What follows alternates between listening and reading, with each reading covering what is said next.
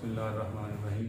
अस्सलाम वालेकुम students. Last day हम अपना टॉपिक डिस्कस कर रहे थे रेजोल्यूशन ऑफ फोर्स से, किसी फोर्स को उसके कंपोनेंट्स में यानी परपेंडिकुलर कंपोनेंट्स में रिजॉल्व करना। तो अब हम इसके आप यूँ समझ सकते हैं कि पिछले टॉपिक के बरक्स करने जा रहे हैं, उसके उलट करने जा रहे हैं। पिछले टॉपिक में कोई एक फोर्स थी जिसको हमने रिजॉल्व किया था उसके कोई परपेंडिकुलर कंपोनेंट्स में। यानी मैं अगर आपको पिछले टॉपिक वाली बात बताऊं तो ये कोई फोर्स F थी जो कि ओरिजिन से A तक कोई फोर्स थी OAF। इसका नाम हमने दिया था, कोई परपेंडिकुलर यहाँ पर ड्रा किया था हमने जिसका नाम यहाँ पर AB रख दिया था या BA रख दिया था, और इसको हमने अपने Y कंपोनेंट यानी इसको FY कहा था। ये फोर्स जो है Y कंपोनेंट में होगी तो FY कहलाएगी, और X कंपोनेंट में क्या होगी, इसको हमने FX का नाम दिया था। अपने इस टॉपिक में हमने ये जानना है कि अगर फोर्स दी हुई हो, पिछले टॉपिक में हमने ये जाना था कि अगर फोर्स दी हो तो हम उसको कंपोनेंट में रिजॉल्व कर सकते हैं। अब हमने ये जानना है कि अगर कंपोनेंट दिए हुए हों तो हम उससे फोर्स भी फाइंड कर सकते हैं, फोर्स को भी फाइंड किया जा सकता है। तो ये टॉपिक आप यूँ समझें कि डायग्राम इसकी वैसी ही है, एक्सप्लेनेशन में स्टार्ट में वैसे है, लेकिन एंड पर थोड़ी सी एक दो चेंजिंग है कि determination of a force, force को कैसे डिटरमाइन किया जाएगा फ्रॉम इट्स परपेंडिकुलर कंपोनेंट, उसके परपेंडिकुलर कंपोनेंट से। तो सबसे पहले मैं कोई फोर्स ले लेता हूँ, ये कोई फोर्स F है। नाम मैं इसका बुक के हिसाब से रख देता हूं ताकि आपको समझने में आसानी रहे। बुक पर इसका फोर्स का नाम है GOP, बुक के मुताबिक इसका नाम OR है। मैं बुक के नाम से, बुक के हिसाब से इसका नाम कर देता हूं OR। ये कोई फोर्स F है। अब हमने इस अपने पिछले टॉपिक में कोई सबसे पहले हमने ये देखा था कि ये कोई X कंपोनेंट है X एक्सिस पर जो कि इस फोर्स पर अप्लाई हो रहा है, और इसको नाम हमने वहां पर OB का दिया था, यहाँ पर हम इसको अपनी तरफ से P का नाम देंगे।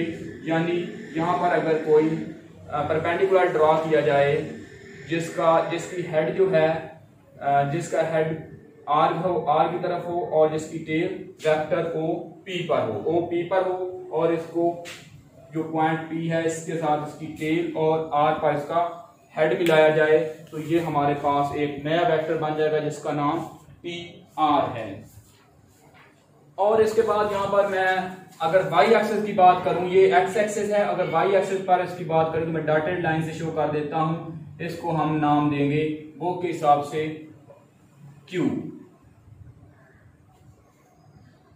अच्छा, ये जरा गौर से देखें तो ये हमारा कौन सा एक्सिस है, X एक्सिस है। X एक्सिस होने की वजह से इस पर जो फोर्स अप्लाई हो रही होगी उसको हम Fx का नाम देंगे, और ये Y एक्सिस पर जो फोर्स अप्लाई होगी इसको हम Y एक्सिस होने की वजह से Fy का नाम देंगे।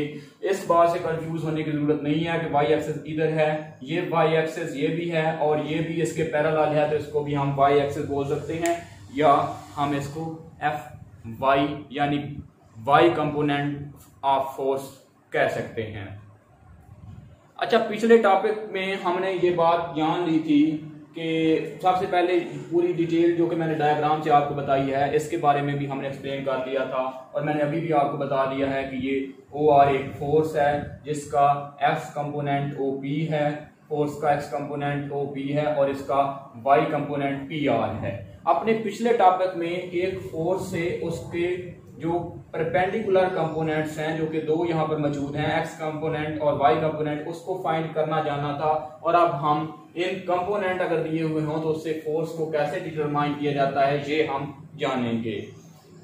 सबसे पहले अपने पिछले टॉपिक की तरह हम जानते हैं according to head to tail rule. ये तो वही बात है जो हमने पिछले टॉपिक में भी की थी, according to head to tail rule. ये हेड टू टेल रूल जो था जिसमें हमने ये बात जानी थी कि दो या दो से ज्यादा वेक्टर्स को ऐड किया जाता है according to head to tail rule.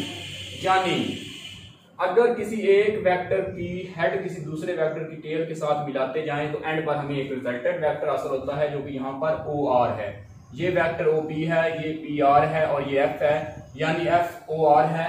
तो ओ आर किसके इक्वल होगा? ओ आर, ये रिजल्टेंट है ओ आर। ये हमारे पास इस वेक्टर को ओ पी को, अगर ओ पी वेक्टर इसको ऐड करें पी आर के साथ तो हमें रिजल्टेंट वेक्टर ओ आर हासिल होगा। ओ पी को दोबारा से सुन लें, ओ पी को पी आर से ऐड करें तो हमारे पास रिजल्टेंट वेक्टर हासिल होता है, जो कि ओ आर है। यहां से हम जान सकते हैं ओ आर एफ है, ओ पी एफ एक्स है, ये नाम मैं पहले आपको एक्सप्लेन कर चुका, प्लस एफ वाई है। ये पी आर जो है इस वेक्टर का नाम एफ वाई है, ओ पी का नाम एफ एक्स है और ओ आर का नाम एफ है। ये जो रिजल्ट है ये तो हमने अपने लास्ट टॉपिक में डिस्कस कर लिया था, यानी इसको हमने पूरा वो डिटेल वाला जो टॉपिक था फोर्स को कैसे डिटरमाइन किया गया था वो हमने अपने लास्ट टॉपिक में डिस्कस किया था। लेकिन अब हम ये जानने जा रहे हैं कि इस फोर्स की इन जो परपेंडिकुलर कंपोनेंट्स हैं अगर ये दिए गए हैं तो हम फोर्स को कैसे फाइंड कर सकते हैं। उसके लिए हमें मैथमेटिक्स का एक very important formula, very important theorem use करना होगा जिसका नाम है पाइथागोरस थ्योरम। आपने ये अपनी पिछली क्लासेस में इसको डिस्कस किया होगा। तो मैं यहाँ पर इसको यहाँ तक जो रिजल्ट है यहाँ तक इसको रेज कर रहा हूँ और इससे नेक्स्ट स्टार्ट कर रहा हूँ कि आपने फाइंड करना है, डिटरमाइन करना है फोर्स को कैसे, परपेंडिकुलर कंपोनेंट से, और उसके बाद हम जानेंगे कि उस फोर्स की डायरेक्शन क्या है। सबसे पहले डायग्राम तो यही होगी जो मैं पहले से बना चुका हूँ ओ, और ये मैंने डॉटेड लाइन से ड्रा की थी। और यहाँ पर हमारे पास है जो फोर्स जिसका नाम हमने लिया है ओ आर और इसका नाम हमने रखा है पी, और यहाँ पर मैंने नाम दिया है क्यू, ये जो मैंने डॉटेड लाइन से डिनोट किया है। इसका ये एक्स एक्सिस पर फोर्स का एक्स कंपोनेंट होगा और वाई एक्सिस पर फोर्स का वाई कंपोनेंट होगा, और ये बेस के साथ एंगल जो फोर्स बना रही है वो हमारे पास है थीटा, एंगल थीटा बना रही है। ये हमारी डायग्राम होगी अकॉर्डिंग टू, अब मैं यूज करने जा रहा हूँ या बाय यूजिंग, मैं लिख सकता हूँ by using Pythagoras theorem. Pythagoras theorem आपकी बुक पर ये बात शायद मेंशन नहीं है, आप इसको नोट कर सकते हैं बाय यूजिंग पाइथागोरस थ्योरम। अच्छा, पाइथागोरस थ्योरम क्या है? पाइथागोरस थ्योरम जो है वो किसी भी राइट एंगल ट्राइंगल के लिए है कि अगर किसी ट्राइंगल के परपेंडिकुलर का स्क्वायर किया जाए और उसको बेस के स्क्वायर करके उसके साथ ऐड कर दिया जाए तो हमारे पास जो तीसरी साइड यानी हाइपोटेनियस है उसका स्क्वायर आ जाता है। यानी अगर मैं आपको रफ में ये बात समझाऊं तो ये यूं बनती है, ये हमारे पास परपेंडिकुलर है, मैं जस्ट इसको पी से डिनोट कर रहा हूँ, ये बेस है और ये हाइपोटेनियस है। अगर इस परपेंडिकुलर का स्क्वायर लिया जाए, ये मैंने इसका स्क्वायर लिया है, और इस बेस का स्क्वायर लिया जाए तो ये दोनों स्क्वायर, इन दोनों का स्क्वायर लेकर परपेंडिकुलर का स्क्वायर प्लस बेस का स्क्वायर, इन दोनों का स्क्वायर लेकर इन दोनों को ऐड कर दिया जाए, यानी इन दोनों को क्या किया जाए, प्लस कर दिया जाए, परपेंडिकुलर को बेस के साथ प्लस कर दिया जाए तो हमारे पास जो आंसर आता है वो हाइपोटेनियस के स्क्वायर यानी इस स्क्वायर के इक्वल आता है। ये हमारे पास क्या है, पाइथागोरस थ्योरम है। मैंने पाइथागोरस थ्योरम यहाँ पर यूज करना है। सबसे पहले मैं यहाँ पर लिख रहा हूँ हाइपोटेनियस का square that is equal to perpendicular का स्क्वायर प्लस बेस का स्क्वायर। अब यहाँ से अपनी डायग्राम से मैं देखूंगा तो मेरे पास इस डायग्राम में क्या बेस है, क्या परपेंडिकुलर है और क्या हाइपोटेनियस है। सबसे पहले मैंने आपको बताया था कि ये एंगल 90 डिग्री का है। राइट एंगल ट्राइंगल में एक एंगल हमारे पास 90 डिग्री का होता है। ये 90 डिग्री के सामने वाली जो साइड है ये हमारे पास हाइपोटेनियस होती है, जो कि यहाँ पर हमारे पास ओ आर है। ओ आर वेक्टर जो है वो हाइपोटेनियस है, इसका स्क्वायर हमारे पास इक्वल आएगा। जो 90 डिग्री के साथ वाली साइड होती है जिसको हम परपेंडिकुलर ड्रा किया था, परपेंडिकुलर मानते हैं, ये हमारे पास है जी पी आर वेक्टर और इसका स्क्वायर है। और उसके बाद बेस जो हमारे पास 90 डिग्री के एंगल जिसकी बेस पर ट्राइंगल बनाई जाती है उसको हम बोलते हैं बेस। और ये हमारे पास ओ पी इसका स्क्वायर है। अब हम अपने अपने तमाम जो वेक्टर्स हैं इनके नाम लिख रहे हैं। ओ आर का नाम एफ है, फोर्स यानी force square that is equal to P R. P R का नाम जो है वो एफ वाई है, एफ वाई वेक्टर है इसका स्क्वायर, प्लस ओ पी जो है वो एफ एक्स है और एफ एक्स का स्क्वायर। अच्छा, हमारे पास इन तीनों का स्क्वायर आ गया। आप जानते हैं कि जब भी हमने तो फोर्स का स्क्वायर तो डिटरमाइन नहीं करना, हमने तो फोर्स डिटरमाइन करनी है। जब भी किसी क्वांटिटी के ऊपर स्क्वायर हो हम उसका स्क्वायर रूट लेकर उसको खत्म कर सकते हैं, taking square root on both sides. जब हम बोथ साइड पर स्क्वायर रूट लेंगे तो ये स्क्वायर इस स्क्वायर रूट के साथ कैंसिल हो जाएगा। तो हमारे पास जो आंसर बनने वाला है वो है एफ वाई का स्क्वायर प्लस एफ एक्स का स्क्वायर होल स्क्वायर रूट। ये हमारा आंसर बन जाएगा। यहाँ से हमारे पास रिजल्ट आ जाएगा। मैं रिजल्ट यहाँ पर लिख रहा हूँ, F is equal to F X square plus F Y square और इसका अंडर रूट। ये हमारे पास फोर्स डिटरमाइन हो गई। यानी अगर परपेंडिकुलर कंपोनेंट्स दिए हुए हों, एफ एक्स दिया हुआ हो और एफ वाई दिया हुआ है, तो हम उससे फोर्स फाइंड कर सकते हैं। और ये अपने न्यूमेरिकल में हम फाइंड करेंगे। एफ एक्स जो है फोर्स का एक्स कंपोनेंट, इसका स्क्वायर ले लेंगे और फोर्स का वाई कंपोनेंट इसका स्क्वायर लेकर इन दोनों को ऐड करेंगे। ऐड करने के बाद इनका स्क्वायर रूट लेंगे तो हमारे पास फोर्स आ जाएगी। अब एंड पर हम ये बात जानने वाले हैं कि जो फोर्स है ये तो हमने फाइंड कर ली है। अब हमने ये जानना है कि फोर्स की डायरेक्शन क्या है, वो किस डायरेक्शन में अप्लाई हो रही है। तो अब मैं डायरेक्शन की बात करने वाला हूं, फोर्स की डायरेक्शन। तो सबसे पहले डायरेक्शन किस चीज पर डिपेंड कर रही है?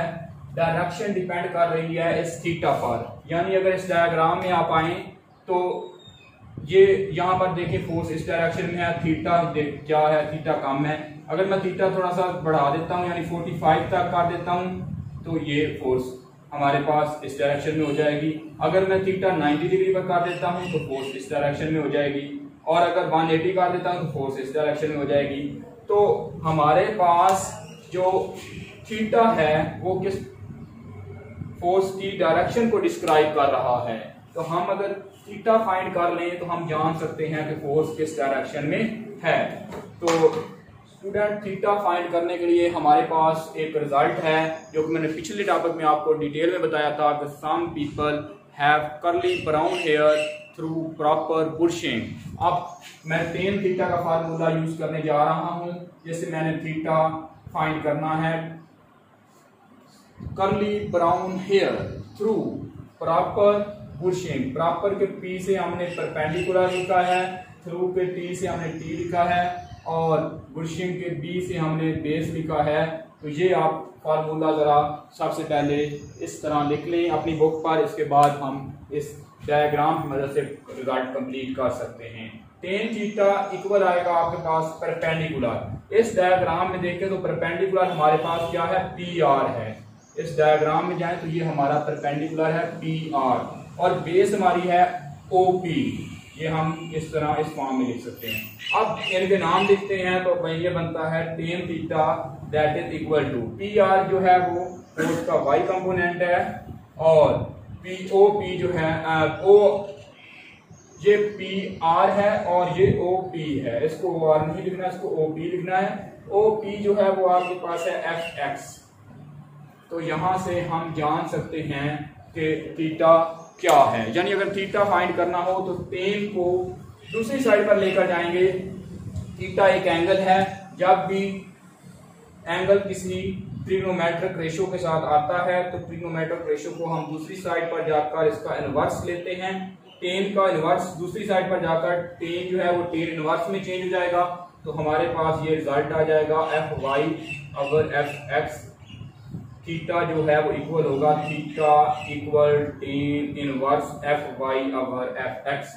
यानी हम जान सकते हैं अगर परपेंडिकुलर कंपोनेंट दिए हुए हों तो एफ यानी एफ वाई दिया हुआ हो और एफ एक्स दिया हुआ हो तो हम जान सकते हैं कि इन दोनों की वैल्यूज़ पुट करने के बाद जो थीटा है वो हमारे पास फाइंड हो जाता है।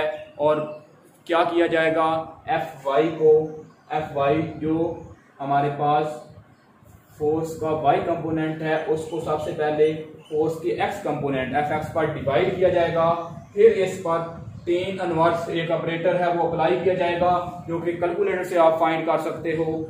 तो उसको अप्लाई करने के बाद हम जान सकते हैं थीटा क्या है और इसको हम न्यूमेरिकल में फाइंड करेंगे।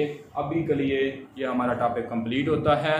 तो अभी के लिए हमारा टॉपिक कंप्लीट होता है, नेक्स्ट टॉपिक में मिलेंगे। अल्लाह हाफिज़।